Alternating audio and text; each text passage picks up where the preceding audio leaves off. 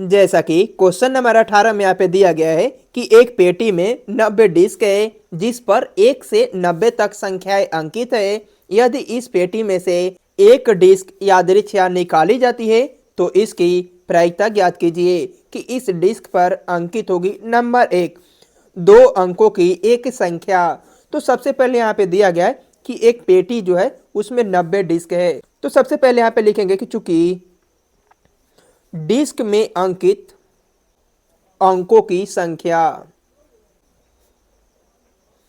जो यहाँ पे प्रश्न में बोला गया कि 90 डिस्क है तो लिखेंगे कि डिस्क में अंकित अंकों की संख्या बराबर 90 अंक दिए गए हैं जो 1 से लेकर 1 to 90 तक है। तो यहाँ पे लिख देंगे 1 से लेकर 90 तक है। 90 डिस्क पर 90 अंक अंकित है। 90 डिस्क पर 90 अंक अंकित है। इसके बाद नंबर 1 में बोला गया है कि 2 अंकों की संख्या। तो लिखेंगे 2 अंकों की संख्या आने की प्रायिकता। इसके बाद हम लोग नीचे लिखेंगे कि प्रायिकता बराबर सूत्र होता है अनुकूल परिणाम बटा में कुल परिणाम। अनुकूल परिणाम जो है यहाँ पे 2 अंकों की संख्या को लेना है। तो यहाँ पे बोला गया कि 90 अंकों तक है, 1 से लेकर 9 तक है। तो 2 अंकों की जो संख्या होती है वो 10 से शुरू होती है और 90 पर समाप्त होगी। तो यहाँ तक लेना है। तो हम मान लेते हैं कि 1 से लेकर 9 तक कह सकते हैं कि 1 अंकों की संख्या है। तो 9 हो गया। तो 90 में से 9 को घटा देंगे तो हम कह सकते हैं कि 81 जो संख्या है वह 2 अंकों की संख्या होगी और कुल जो परिणाम है 90 अंक अंकित है। तो बटे में 90 को कर देंगे। इसके बाद इसको 9 से काट देंगे। 9 9 81 हो जाएगा और 9 10 में 90 हो जाएगा। 9 बटे में 10 यही इसका आंसर हो जाएगा। क्वेश्चन नंबर 2 में यहाँ पे दिया गया है कि एक पूर्ण वर्ग संख्या। सबसे पहले इसको समझते हैं कि पूर्ण वर्ग संख्या क्या है। सबसे पहले यहाँ पे देखिए कि रूट में 4 रहता है तो उसका मान 2 होता है। रूट में 1 रहता है तो उसका मान 1 होता है। रूट में 9 रहता है तो उसका मान 3 होगा। कह सकते हैं कि जिस संख्या का वर्गमूल पूरा निकल जाता है तो उसे हम लोग एक पूर्ण वर्ग संख्या कहते हैं। जैसे रूट में 16 रहता है तो इसका मान 4 होता है। रूट में 25 रहता है तो इसका मान 5 हो जाता है। तो इस तरह से हम लोग लेंगे तो 9 होगा तो 9 का 81 हो जाएगा। तो 1 से लेकर 9 तक संख्या है तो 81 तक वर्गमूल जाएगा, जबकि यहाँ तक 90 है। तो हम कह सकते हैं नंबर 2 में हम लोग लिखेंगे कि एक पूर्ण वर्ग संख्या आने की प्रायिकता। और प्रायिकता का सूत्र होता है तो लिखेंगे सबसे पहले कि प्रायिकता बराबर अनुकूल परिणाम बटा में कुल परिणाम।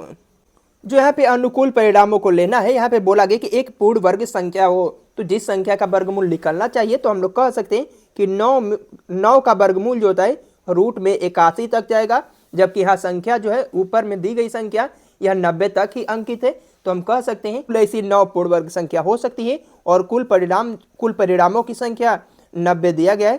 तो 9 एकम 9 और 9 दहा में 90 हो जाएगा। 1 बटे में 10 यही इसका आंसर हो जाएगा।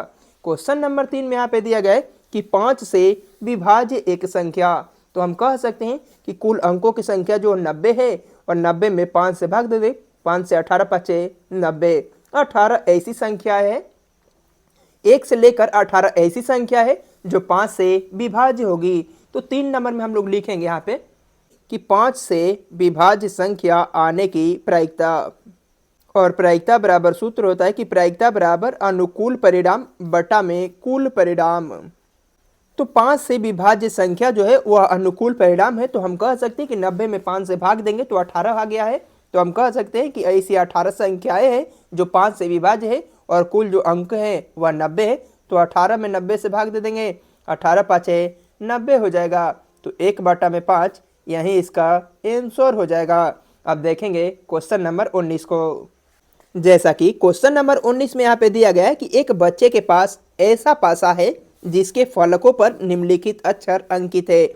हम लोग जानते हैं कि जो लीडो छक्का वाला होता है उसको हम लोग पासा बोलते हैं।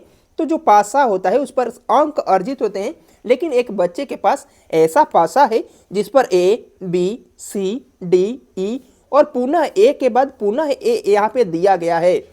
इस पासे को एक बार फेंका जाता है। इसकी क्या प्रायिकता है? नंबर ए प्राप्त हो। तो सबसे पहले यहाँ पे लिखेंगे कि चूंकि पासे पर अंकित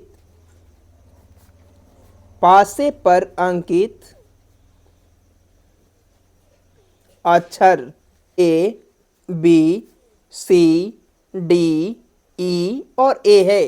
तो इसके बाद हम लोग लिखेंगे कुल अक्षरों की संख्या।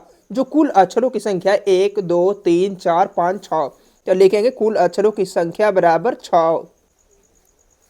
तो कुल अक्षरों की संख्या बराबर 6 लिख दिए हैं। इसके बाद एक नंबर में बोला गया कि ए प्राप्त हो, तो एक नंबर में हम लोग लिखेंगे कि ए प्राप्त होने की प्रायिकता।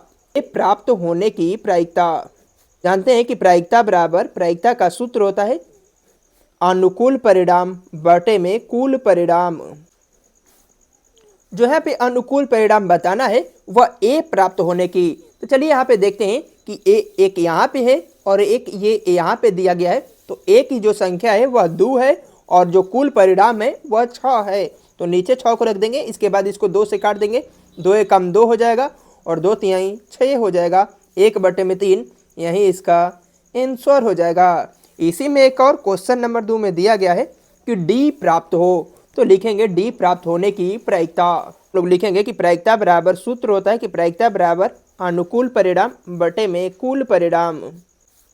जो है पे अनुकूल परिणाम बोला गया है वह बोला गया कि डी प्राप्त हो। तो चलिए यहाँ पे दिया गया है अंक देखते हैं। इसमें जो डी की संख्या है 1 है, तो हम कह सकते हैं कि ऊपर अनुकूल परिणामों की संख्या 1 है और कुल परिणामों की संख्या जो है 6 है।